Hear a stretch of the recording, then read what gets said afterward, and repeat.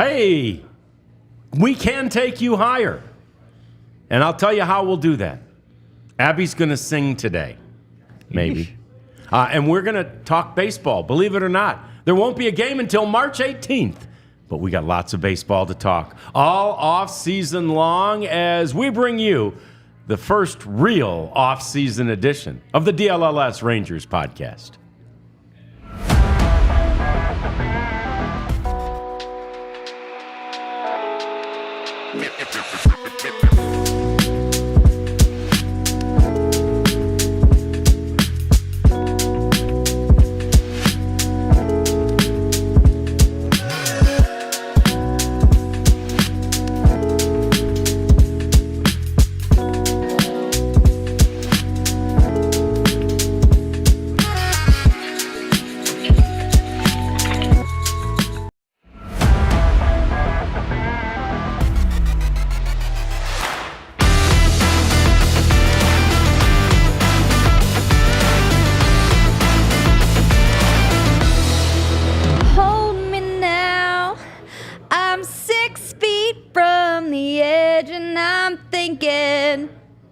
I said she might sing. I never heard that song before. And she did. Right off the bat. You want me to keep going? Nope. We're good. Yeah. Yeah. Sorry for blasting everybody's ears, but we're celebrating. It's better than I would have done. Yeah. Creed holiday. Yeah. We're celebrating Creed. We're celebrating the 1-year anniversary of your Texas Rangers winning their first ever World Series. What a day it was 1 year ago today as that dream became a reality. You know, Eric Nadell's wonderful call.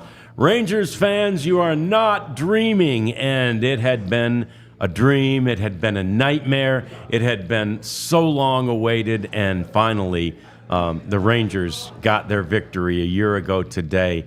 And so that's one of the things we're going to talk about on today's DLLS Rangers podcast. We want you to join us. Please chat along with us. Please like and subscribe to us. Don't forget, our Die Hard offer is a limited time offer, so we want you to sign up as a Die Hard. Get this new Die Hard offer while the getting is good.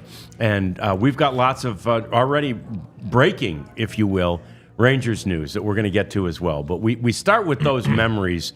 We walk down memory lane because it is such a great memory. And Jeff, you are the only one among us who was in Arizona. I was that day. So start there. Start with you. Well, the game started at 5, 7 here, but 5 there. So I can't. I got to the ballpark super early, as I always do. Got some Del Taco on the way. It was very delicious. And then you kind of wait and get things going, and you could just kind of feel, though, that it was building. And the night, something that struck me that was said the night before, I asked Nathaniel Lowe, I said, how are you guys going to get ready for tomorrow? What's the mindset? He said, hydrate. So I think he knew that they were going to clinch tonight, and he was going to be drinking. And so he was drinking a Z-Biotic. That's what he was doing. And so, but as the game kind of unfolded, I mean, it was a great game. It was tight. It was tense. You just felt like Arizona was going to break through at some point against Nathan Eovaldi in every inning. And he just kept coming out. And while Zach Gallen was, had a no-hitter, you just felt like Arizona missed its chance. Yeah. Arizona really missed its chance. And then the Rangers scored the 1 run on Mitch Garver's hit in the 7th. And between Aroldis Chapman and Josh Sborz, they held things in check. And then, the Rangers did what they had done the whole series, which was break through for a big inning. Did it in the 9th. Yeah. Everything was great. And then it was just a matter of time. It's like, okay, this is happening. What am I going to write? I was like, I got to get this on video, for my YouTube channel. So I believe I watched the last out through my phone. Yes. And that's just kind of where you are these days in journalism. And so then we all know the post-game spiel. You go downstairs, you run around, you try to find where to go, how to get on the field, and then you go into the clubhouse. Anyway, it just happened so fast. You didn't really get a chance to soak it in. And so I think my soak it in moment came when I was leaving the ballpark after I'd written a story or two, and I rode down with Eric Nadell and Matt Hicks. And, for Eric, I hadn't heard the call at the time because we don't have any audio in the booth or in the club press box. You could tell it had been 40 plus years for him, and it was a cool moment that it started to realize all the people that it affected. Yes. Eric Nadel, John Blake, guys like that who'd been with the club forever. And then as I went out, I was walking to get out of there, and it still had on the big video board 2023 World Champs Texas Rangers. So I took a picture of that, and by the time I had walked back up the stairs and was walking out, I turned around one last time, and it was gone. Oh. So it was like that. The moment was over. Yeah. Yeah. But then I went back to my hotel room after another stop at Del Taco, and I was working on my book at that point, and I had another story to write for my website. So I didn't sleep, but it was like the week or so after when I started to watch the replay of all the postseason games, but really the Game 5, where I was like, all right, this is pretty special. Yeah.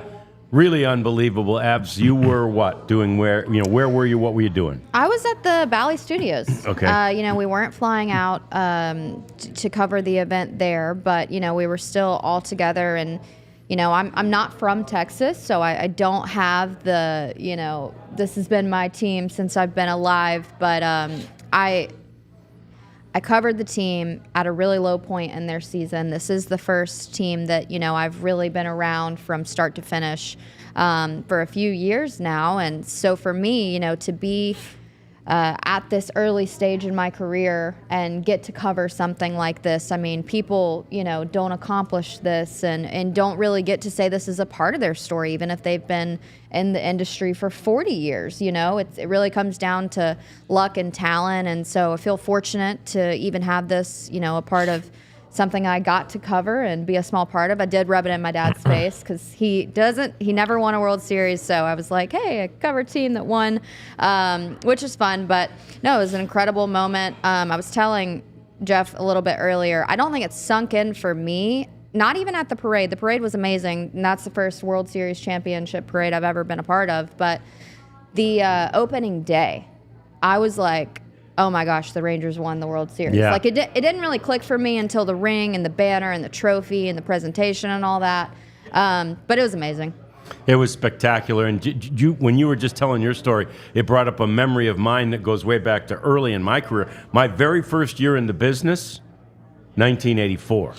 And so I covered the Tigers winning a World Series in 1984 in my first year in the business. And then it was like, yeah, this is what you do. This is what you do on a yearly Cover World basis. Series. And I Yeah. obviously covered a few that the Rangers didn't have success Yeah. in. Yeah. But I never covered a winner again until all these years later. Yeah. And to your point, Jeff, about Eric Nadel, I don't want to say Eric's old, but Eric was broadcasting the Rangers when I was still in high school. Look at this. I'm old. It's been a minute since I've been in high school, and that's how long Eric's been around, which is truly amazing. I mean, first of all, he got the job as a pretty young man, and secondly, he has been, Hall of Fame worthy. So good at doing what he does for all these years. So it's absolutely fantastic, and that call was just give you chills. Every time I hear it, I get chills. Yeah. Yeah, and the opportunity, with a 3-1 lead. I mean,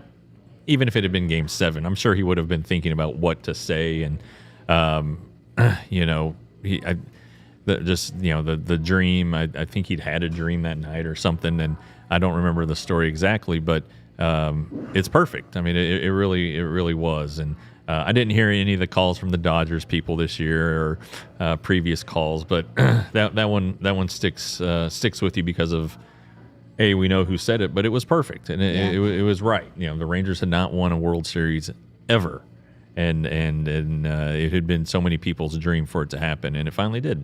And Josh Sborz, I mean, that's got to be the most iconic photo of Texas Rangers history.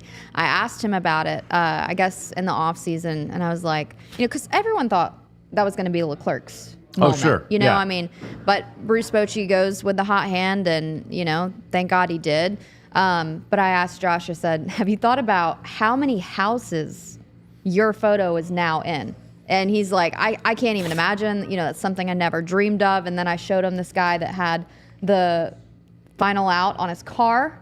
Oh, wow. He was shocked about that one, and then somebody displayed like Christmas lights, just the last out on loop, and I showed him all these things, and he was like, "Oh, these fans are serious, you know?" And I'm like, "You will be a Texas Ranger legend for the rest of your life." Yeah, my favorite part about all of it was a little bit like what you experienced in the elevator, Jeff, where you get the sense of what this means to people. And in this case, I'm not even talking about the people who had been in the organization. I'm talking about people who grew up here and watched this team ever since 1972. Yeah. And, cried. Literally cried. Grown men crying. That's what World Series championships do. And there were, I knew a couple of women whose fathers had recently passed away, and they were crying for them. Oh, my daddy never got to see it. Or a really good friend of mine, his dad was in the hospital, and they knew he was close, and he literally made it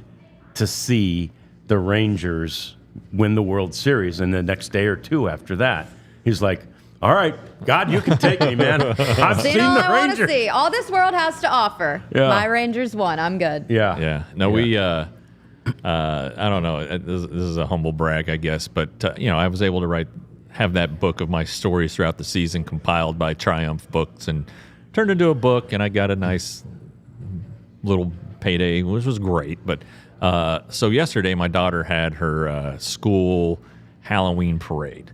And I did not see this, but one of our friends did. I guess that there was a kid who dressed up as a baseball player. You had to bring the book. You had to bring a book that related to your costume. And so he was a baseball player, and he had my book. Oh, that's great. I was like, hey, that's pretty cool. There you That's go. fantastic. And by the way, speaking Love of that. books, and this is a quick aside, not related to baseball, but did you write a book about high school football stadiums? I did not. That was not me. There's No. another Jeff Wilson. Yeah. There are Okay. a couple of us out there. Okay, because the ticket guys were talking about a book, that showed all pictures of high school football stadiums. Thank you, Jeff Wilson. And I'm like, well, yes, thank We you, know Jeff one. Wilson. It was not me. It's not me. All There right. was there was an AP It reporter. wasn't J-Dub. No. There was an AP reporter in LA a number of years ago whose name was Jeff Wilson, and there was a freelance writer who, before the TCU played in the Fiesta Bowl in 2010, named Jeff Wilson, who wrote a story for USA Today. And the late Eddie Gossage, the TMS former president, was in Phoenix. I ran into him.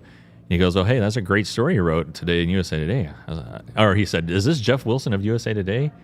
I was like, what? Maybe they'd picked up one of my stories. Yeah, of course, yeah. And then he was talking about it. I was like, that's on me, buddy. Doesn't sound like anything I've ever written. That's on me, pal. But thanks.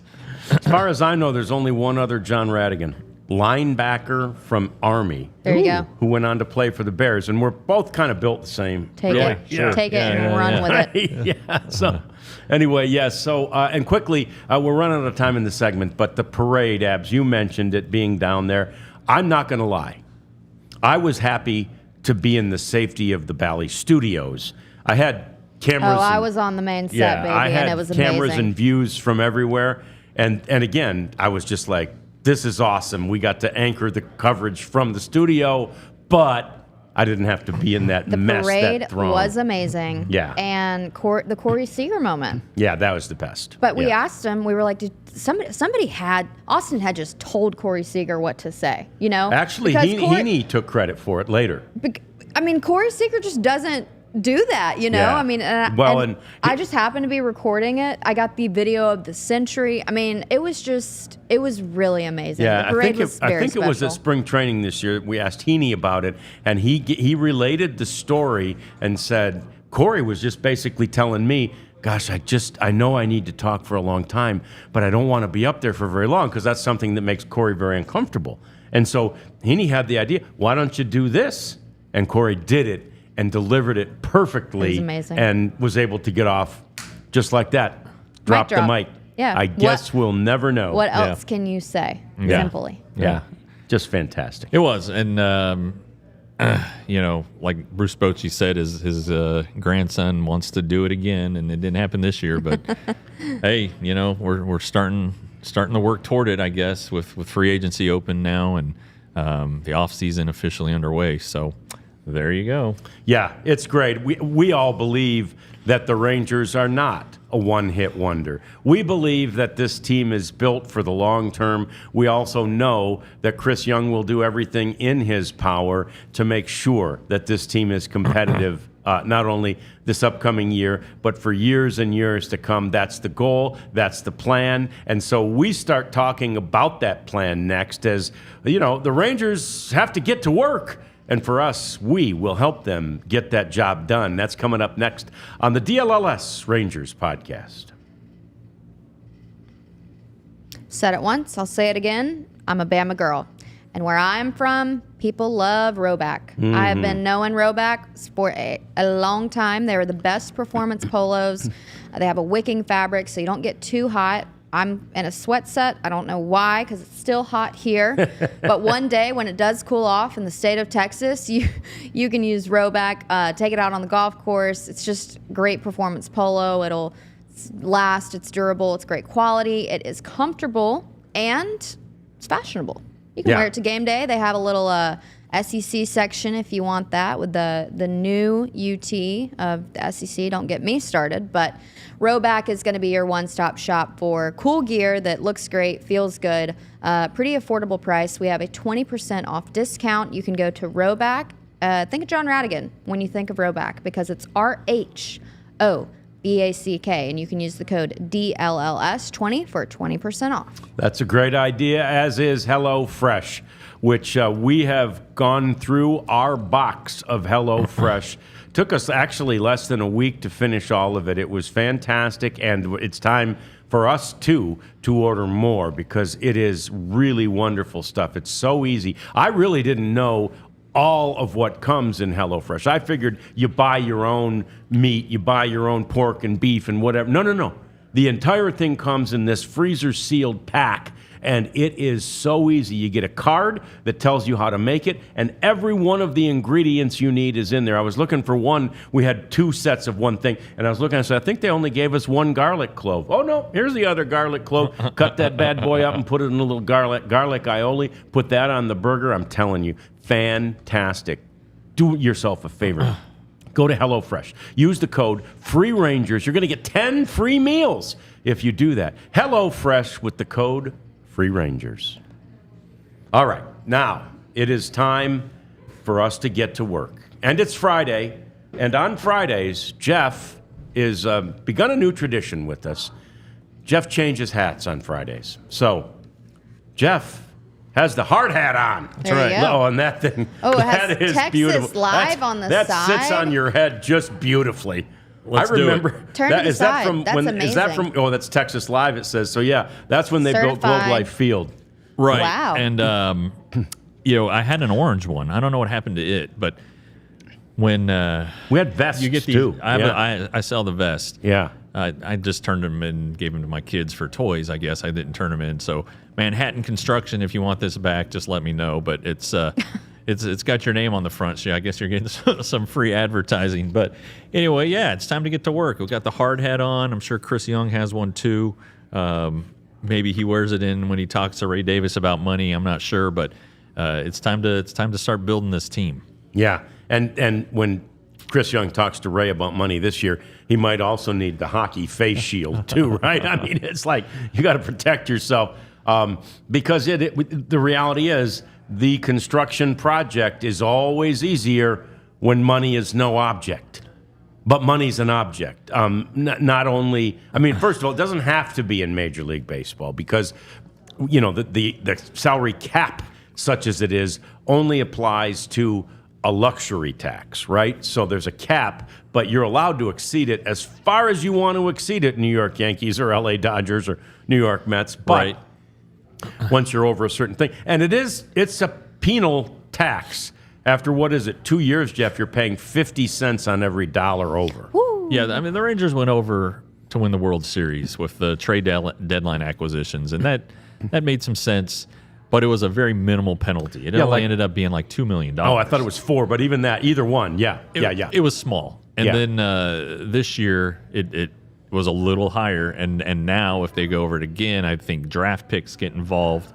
So it makes sense to stay under it. And really, a healthy team is spending money, but also getting cheap help from the prospects and players that they've developed.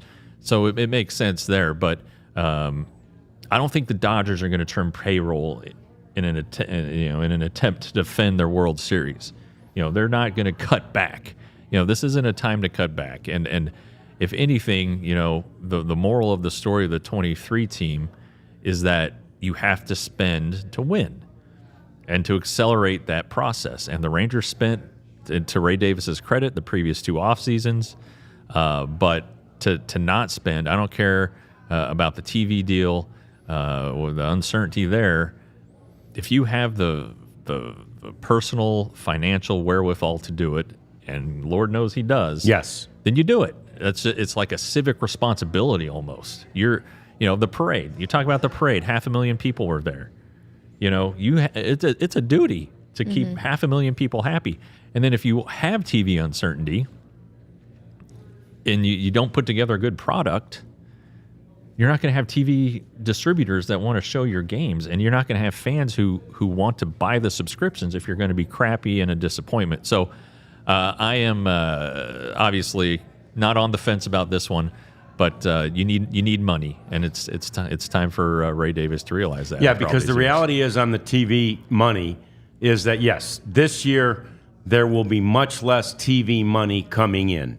But the decision that the Rangers made to go their own way in TV means that ultimately they have figured out financially that they will recoup all that money. Yes. So the only reason not to spend this year, you can't use that as an excuse because that money is going to come in. Right. And to your point, if you have that money sitting over here, fear not. Take it from here and put it over here because the TV deal is going to bring it from here for years and years and years to come. And they believe that the TV deal of their own will ultimately provide more money than even what, Fox and then Bally were paying them. Oh, and furthermore, if you're an owner and you're worried about money, you got into the business. You got into the wrong business. You don't make money year to year. It's at the end. If Ray Davis is concerned about money, he should sell the team because he's going to make a shit ton of money. Pardon my French. Ardell, shout out to you. When he sells the team, he's going to make so much money. So you know what? If bottom line is all that you're worried about, sell the team. Yeah. And then you don't have any bottom line to worry about anymore. Right. Well, yeah. Hey, you got to spend money to make money. We do have a super chat. We got a super chatter. Stop down the show. I can't see it. There it is. Thank you. Valtteri, he says, greetings from Finland. Looking forward to the game. I think he meant this for the Star Show. That's okay. We'll take the We'll money. take it. We'll take it. Thank you very much. And we're looking forward to that game, too, from Finland. Our Stars crew is right over here prepping for their pregame show. 12:30. And yeah, it starts in 6 minutes. Get 2 devices. Have us both you're going gonna have at the to same go. time. You're gonna have to go 2 screens here. And but thank you. And Sorry about the baseball talk. Hockey isn't coming. Yeah, and you guys don't know enough about baseball over there. It's a great game, so we'll work on you, Valtteri, while we've got you. But Ebbs, I'm sorry, I interrupted you to stop down the show for the super chat. You got to spend money to make money. Yeah. Yes. If it makes money, it makes sense. Yep.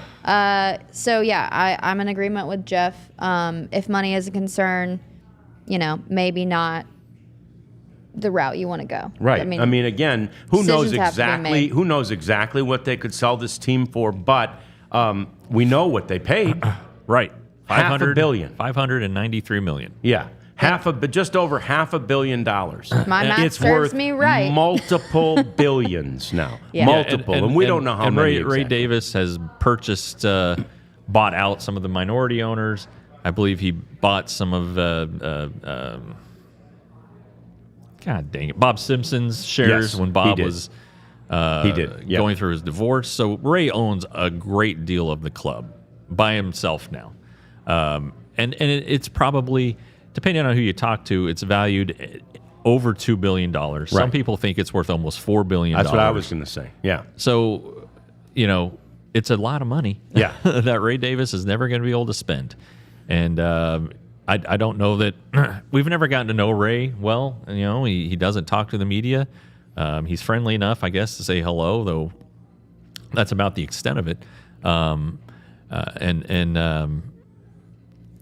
but just from putting together his background and personal history, this is just who he is. He's an accountant, and but it just doesn't work here. It doesn't work in professional sports. If you're an owner of a professional sports team, you make your team good. That's just the way it is. And rebuilding to get there is fine, but once you're there, you got to keep pumping in the money, and that he's not apparently willing to do it. We don't have 100% certainty on that. We probably never will. But all signs indicate that the Rangers will not be spending as much. And so then where does that leave you? Well, we're going to get into that. I think it's similar to like the analytic side of the sport and feel. Like some guys, I mean, there are some guys in baseball, it's the jobs are being given to these people that can read a report and tell you everything that you need to know. Well, okay. Tell me about how the feel, like, have you ever been in that situation? No, they've never swung a bat in their life. So it's like, just because the numbers say something doesn't mean that it's going to play out that way. And I do think that sports is the one industry that math doesn't really matter. I mean, we live in a world on a daily basis that games blow our mind. I mean, we always say that you never know what can happen in a baseball game. So, I do think sometimes you do have to take a little bit of logic out of it. You got to take a little bit of a risk to get a reward. We saw it work out with the Corey Seager, Marcus Semien, John Gray deal. So if you're worried about the money, maybe spend a little bit more, bring another championship, and then you'll be worth a heck of a lot more. More than more than you are now. And to your point, I want a person, at least one within the organization, who can look at a player, and we have that for sure with Chris Young, but I want a person who can look at a player and know that they passed the eyeball test, right? I don't want them to only pass That's what I'm saying. that test, exactly what you're saying. I don't want them to only pass that test on paper that says this number and that number and this number. And I was talking to some people yesterday who are going through the job interview process. And the corporate America is even applying that. There's some sort of a new interview system that they do, and it's a grade. You answer a question, and if you hit certain things, there's a grade. And then if you have a higher grade than the other person who answered the questions, you get the job. Right. That's ridiculous. I mean, have some chemistry, right? Well, pass the eyeball test. How many times have we seen a perfect team on paper? Right. I mean, the Mets a few years ago, everyone was, oh my gosh, they have Justin Verlander. Oh my gosh, they have Max Scherzer. Oh my gosh, they have Jacob DeGrom. Sure. That was the perfect team on paper. Look how long that lasted. And they traded everybody at the trade deadline. Right, and it's, they have the biggest payroll, and, sometimes it works out, sometimes it doesn't. But again, I'm just saying, if you're going to stick to the numbers on this, you're just not going to get too far. But the Mets are about to reload because they're going to try to sign Juan Soto, and they have Pete Alonso too. Those guys aren't going to be cheap. No. So it's not like suddenly Steve Cohen got alligator arms and reaching for the check. No. He's going to try to go for it. And I'm not saying the Rangers have to re-sign Juan Soto or have to sign Juan Soto, not re-sign. But, there should be no doubt that they need to re-sign Nathan Eovaldi, Kirby Yates, try to bring them back, and then try to add whatever pieces are necessary. Look at the team's weaknesses from last year and make sure that those are covered. Yeah, and that is where we are headed next. Jeff will keep the hard hat on because we're getting out the hammer and nails, man. It's construction time. We're going to rebuild this thing. It's not a big project. This is a DIY. Do it yourself, baby. Not quite, but we can do it. We're here to do it. We're here to help you. Let's talk Rangers roster reconstruction next on the DLLS Rangers podcast. All right, is it me? It is Floors. me. Yeah, how about the Empire Today? Look at the floor. Oh, you can't quite see it. Our floor in here is Empire Today. I can't believe the traffic we've had in here, and there is not a mark on it. It's beautiful. They installed our floors here, Empire Today did, and they should install your floors for you too. They are the industry leader, frankly, in flooring. They are the ones who invented all of these products, and they are the ones who everybody else tries to copy, but they really can't. Their product is inferior, and their process is inferior too. Empire Today is the best possible product you can get, with the best possible backing and the best possible, people that help you do this thing. Don't forget about that beautiful technology. Taking a picture of a room, and then you bring it to Empire Today, and they can show you any number of different flooring options available for that room. You can get $350 off your new floors if you'll go to empiretoday.com/DLLS.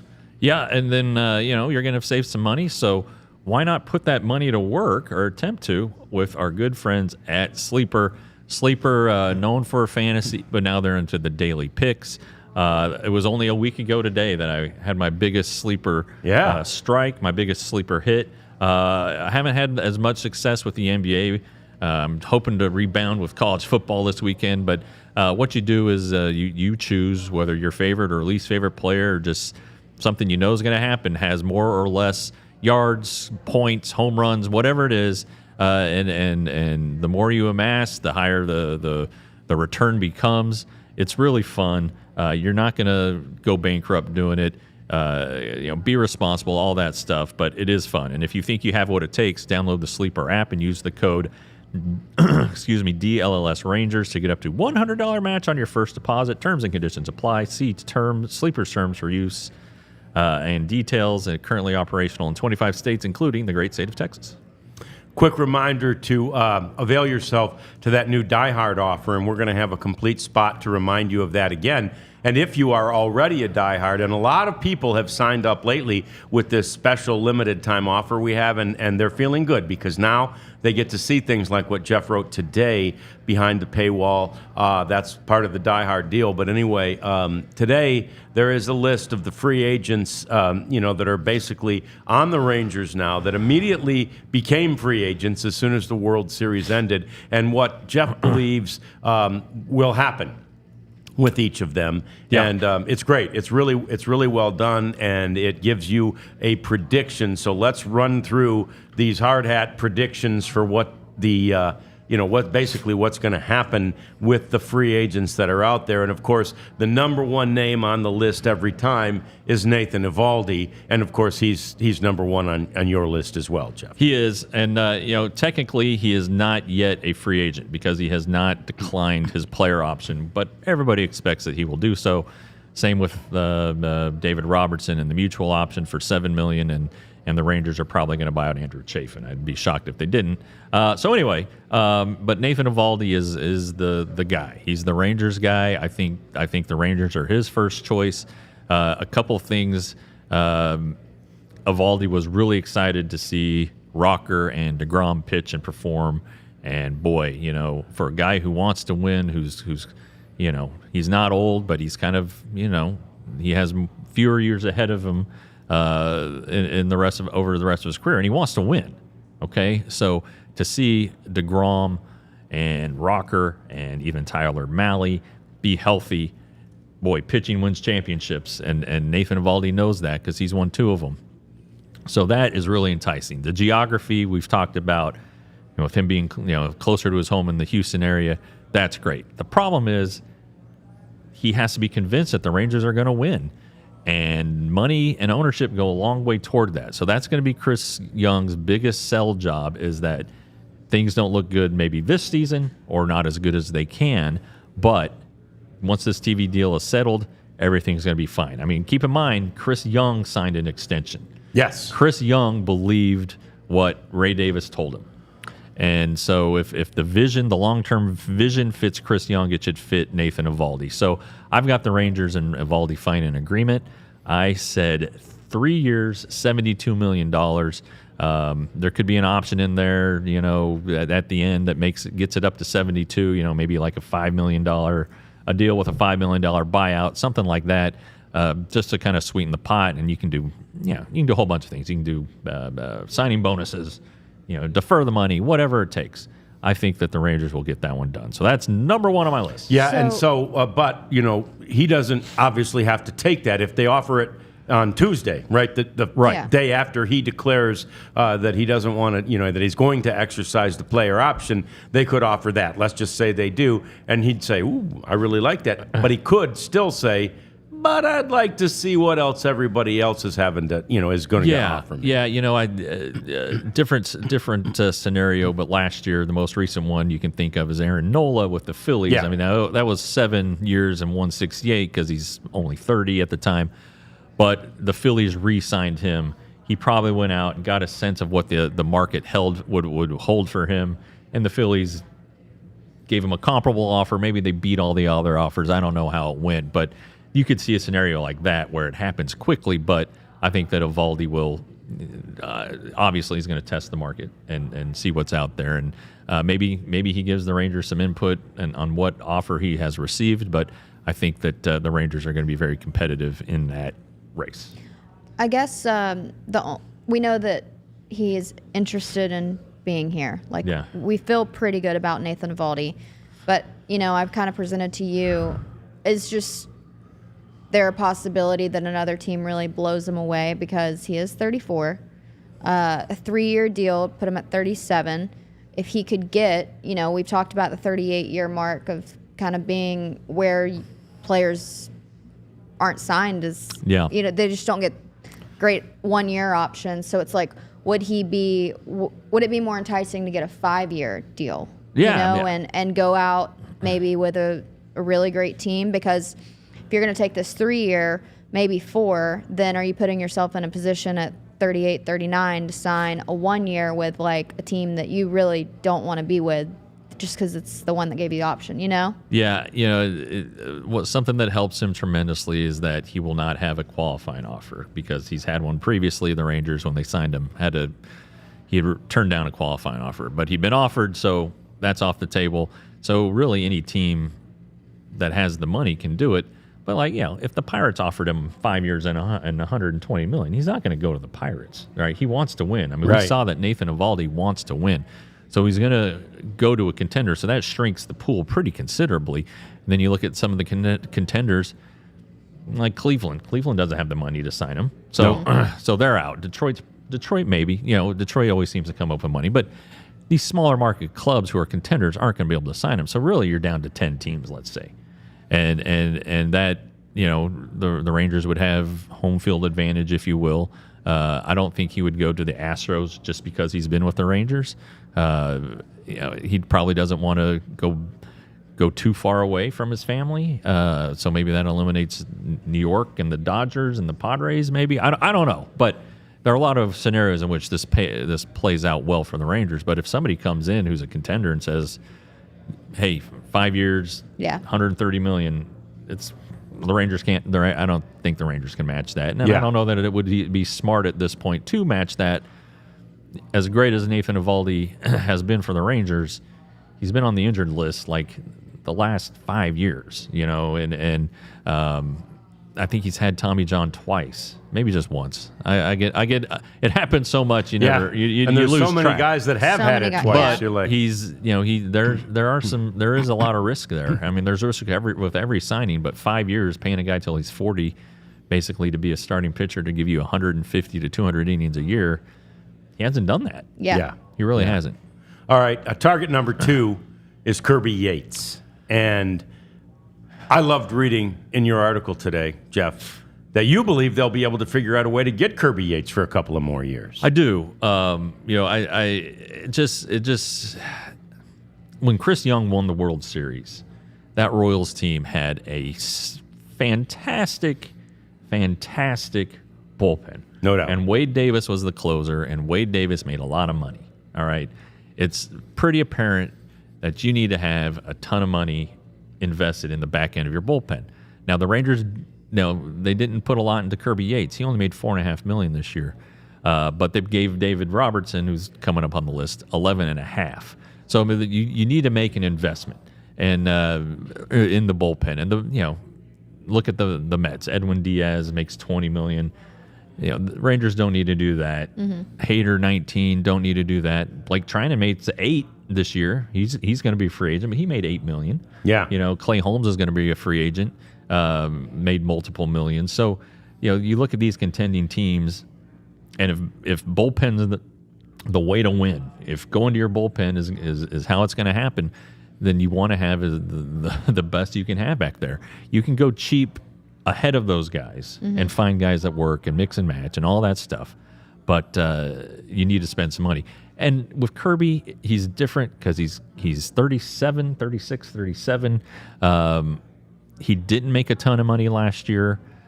Do you give him a 50% raise? Do you give him 6, 7, 8? Is he worth $8 million a year?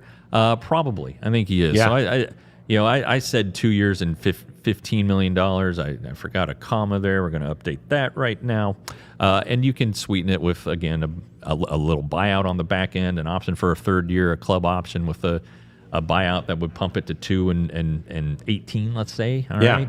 But really, you're only paying him 7.5 because the buyout money would count against the third year's budget. So I think that's doable. I really do. And he had a great time. And if you take away Kirby Yates, I mean, you're with the same problem that they had years ago.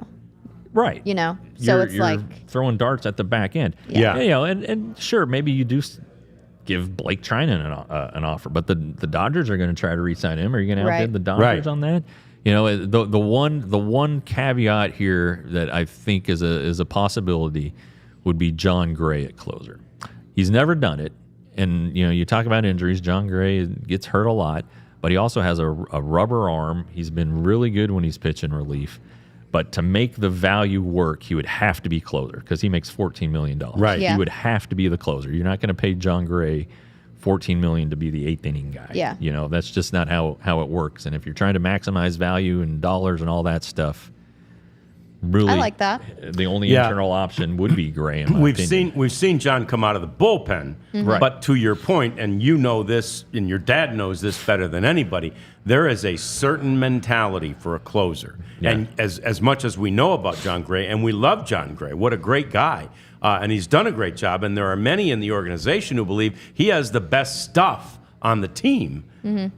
That said, does he have the mental fortitude, the mental capacity even, to be that closer? Well, that's just it. You have to want to do it. Yeah. And I don't know that he wants to do it. I think he wants to be a starting pitcher. So I was going to say, it might the take shift. some massaging by Mike Maddox and Bruce Bochy and Chris Young if that were the route they would go. But I think that signing a guy who has pelts on the wall is the best way to go with such a vital.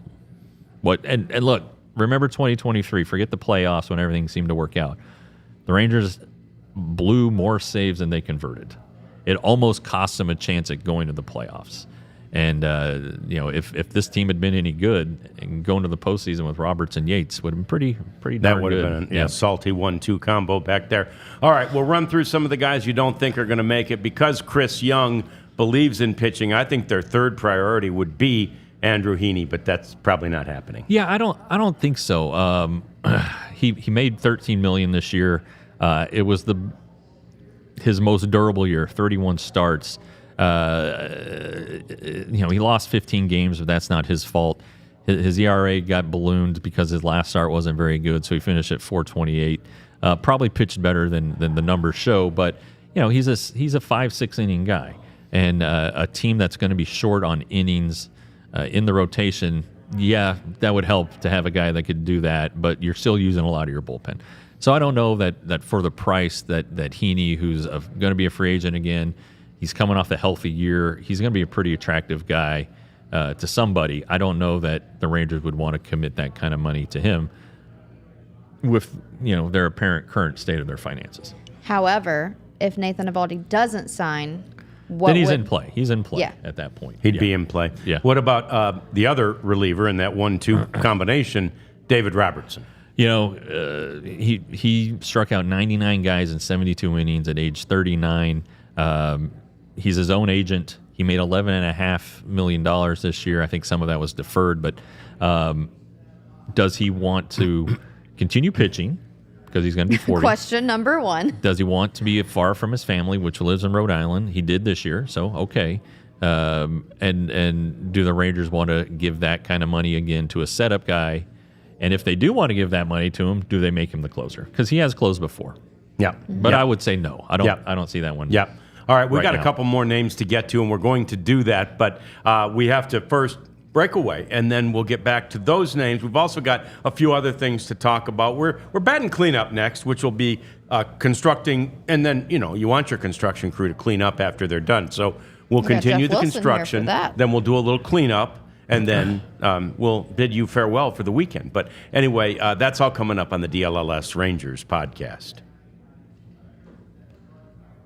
Well, fellas, I mean, you heard where the Stars are Yes. Finland. today. Yeah. Finland. We haven't been around that long, but if we had, I guarantee that our good buddies with the Dallas Stars would be in Finland, and they would be covering this. And Yeah. heck, if you became a diehard, maybe you could go too, because that is what this company is all about. We want to have a community. We want to have community events. We want to have these things that you guys can go to and take your fandom just up to the next level, offer you something that nobody else is.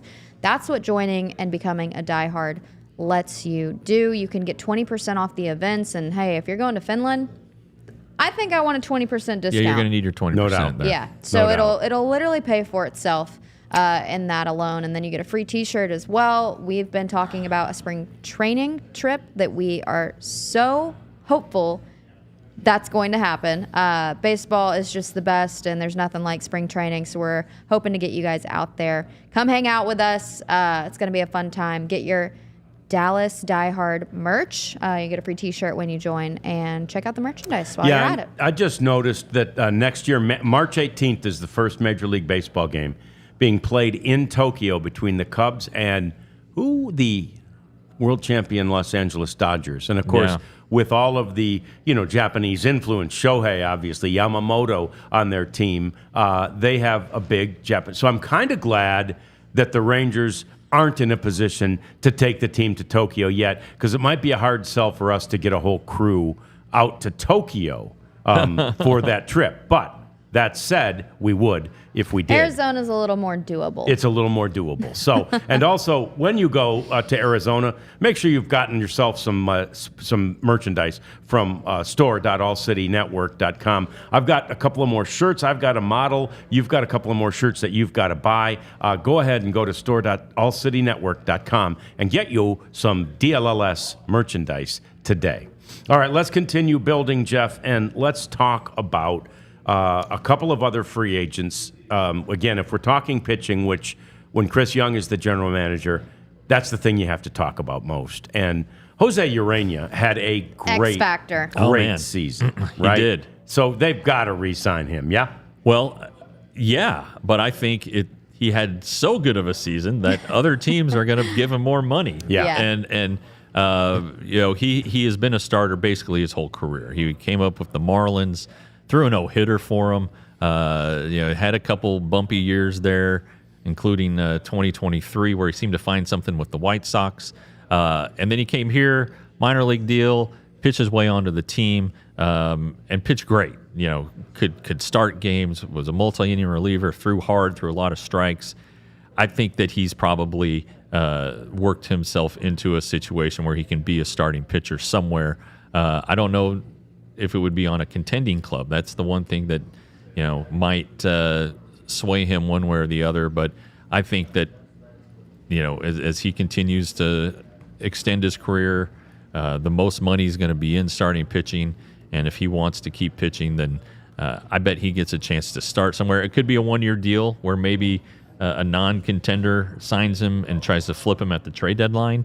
You see that happen a lot with teams that maybe might flirt with contention, but then ultimately, kind of like the Tigers, with Jack Flaherty. Yep. And obviously the Tigers took off after they traded him, but I think that's a more likely scenario for Urena to take a deal where he could be a starter.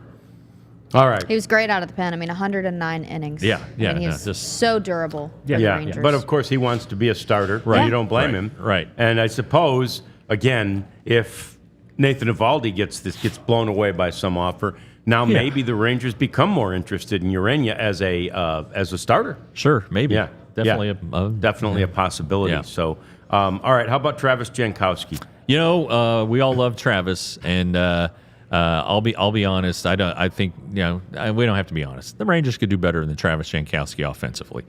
No question about it. His bat just he hit a home run on opening day. The pitch hit home run, game tying home run. That was his only homer of the season. All right, so that kind of tells you Travis is the thunder in his bat, but he is a winning piece for a team that has hopes of winning a championship in the playoffs late in the season. You need a guy who can come in and play great defense, or a guy who can come in and steal a base. And Travis Jankowski can do that while being a great teammate and while staying ready, as he did last year in the World Series, coming in for Adolis Garcia and really helping the Rangers win Game 4 with a couple hits there early in that game. So, and he's a wonderful teammate. Yeah. And so he's nurtured other young outfielders. So I, probably showing a little bias here, have the Rangers re-signing Travis, not for a raise. Same money he got this year. 1 year,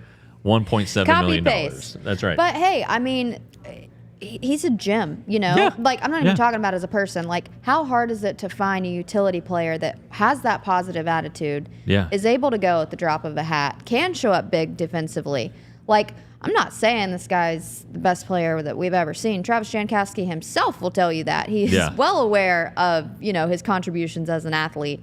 But I think it's so few and far between to find this type of player that ego is checked at the door. I mean, this guy's been in the league for, 10 years, and it's like he knows his role and he plays it really, really well. I think that is, if you don't have him, who's going to be your backup? Who's going to be your sturdy The backup? Rangers are they have questions with Evan Carter, right? I mean, they expect Evan Carter to be on the team. You expect, obviously, Wyatt Langford. Adolis Garcia is under contract. So there's 3 outfielders. What do you do with Leody Taveras? Are you going to non-tender him or keep him? Because he does a lot of the same things that Travis does, and he hits the ball out of the ballpark more. So that's 4 outfielders. Okay, so what do you do with the 5th one? You try to shore up where you were weakest last year. Well, the Rangers were not very good against, their outfielders were not good against right-handed pitchers. Everybody talked about left-handers, and that's why they got Robbie Grossman and why there are issues with or concerns with Taveras and Carter, but they didn't hit right-handers either. So do you go get a guy like Mike Yastrzemski or Jock Peterson to do that, and Peterson could DH, give Adolis days off. So, it's hard to carry 6 outfielders, I think, especially when you have Josh Smith who can play outfield, Duran can play outfield. But what if those guys end up in a trade? What if you end up non-tendering Leody? If money's an issue, then signing Travis Jankowski might save you $2.5 million over Leody. So, Travis signed during the Fan Fest. He signed the Friday of Fan Fest late in the off season, and again, it was for a real friendly price. He had turned down more money to go elsewhere because he really believed in the Rangers and still does, I'm assuming. So we'll see, but that would make me happy if he were back. Yeah, I think it would make all of us happy. Is that it? Did we cover everybody, or is there anybody? Carson Kelly. I think he's a first-time free agent. Yeah. I think he's probably going to take a bigger deal somewhere else. Jose Leclerc, when the Rangers take him back, probably for less than the 6.5 he made, but he can probably do better than that in free agency. Then, Andrew Chafin, I don't think the Rangers would re-sign him unless it was for less, and he also is kind of a homebody up in he lives in Ohio, so I think that's why he keeps re-signing with the Tigers. And then, Max Scherzer is a huge name. Yes. Yep. He's 40 years old. He made 9 starts last year. He dealt with injuries, a nerve injury.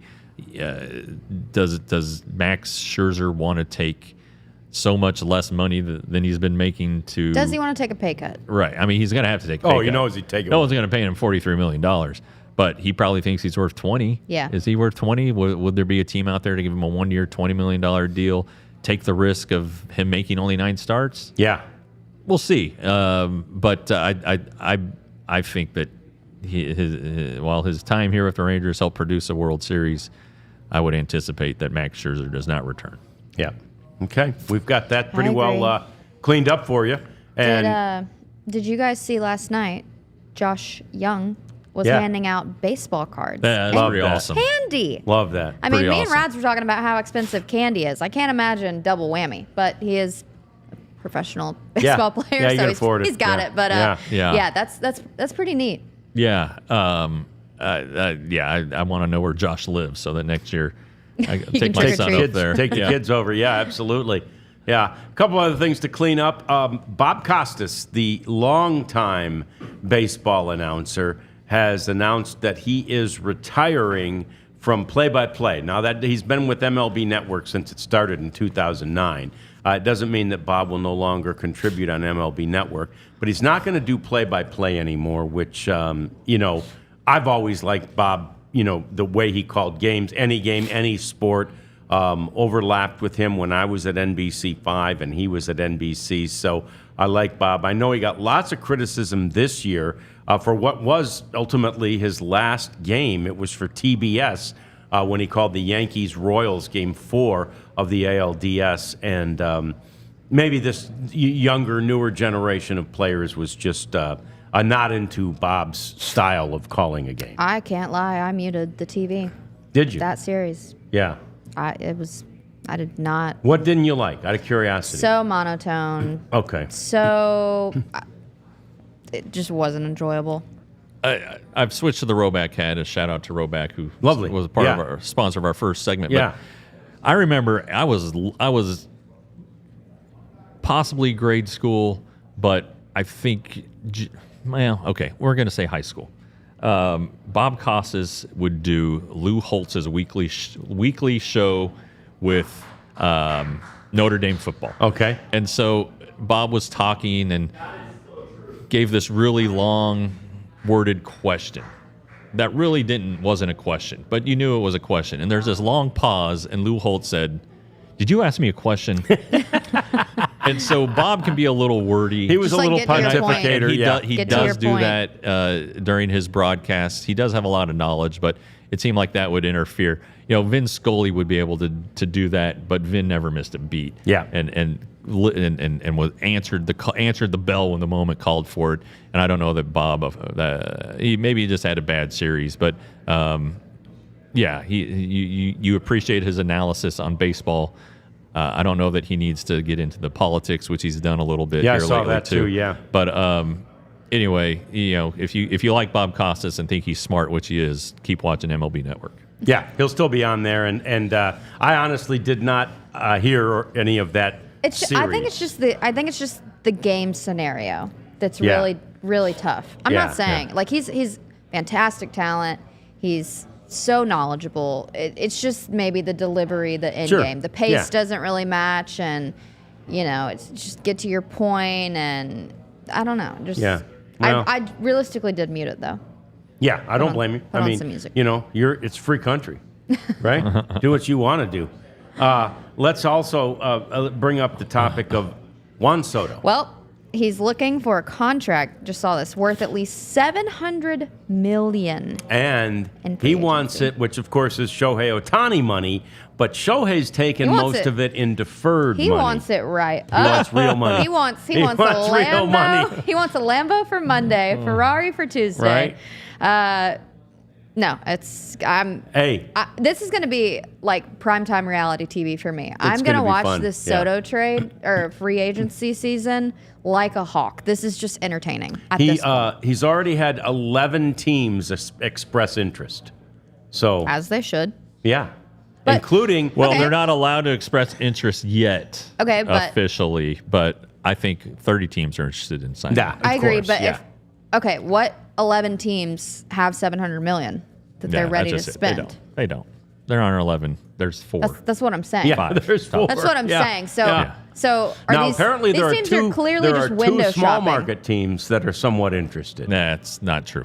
Yeah, It's that's like- what they say. It's like when I go to North Park. Like sometimes I just like to walk down the the nice strip of the mall. I just window shop. Go Yeah. in, look the part. Oh, I'm just looking. Yeah, it's a birthday gift. I might get never go back. But, Right. Yeah. It's going to be a very interesting thing. First of all, it's going to be interesting to see if he gets that $700 million. Just because he says that's what he wants, just because he believes he's worth the same money that Shohei Ohtani has gotten, doesn't mean he'll get that. Doesn't mean Exactly. that, yeah. He's not. Maybe over a longer term, and up front, I don't see it. By the way, I switched to a Titleist hat. Oh, wow. So this is going to be every Friday. I'll wear a different How many Titleist hats do you hat. have? I don't know how many different Titleist hats I have, but I predict that this will take us to spring training. Really? This little gimmick, I think, will take us to spring training. Different Titleist hat every time. And Yep. we may mix in the occasional hard hat or chef hat like we did last week. Because we can be cooking on the hot stove Cooking in up. addition to Can doing we the ever. hard hat work Cook of or of- be of cooked. constructing a. So, Titleist hat number 1. Love it. We'll We'll keep remember track. it. It's blue on blue. That's so right.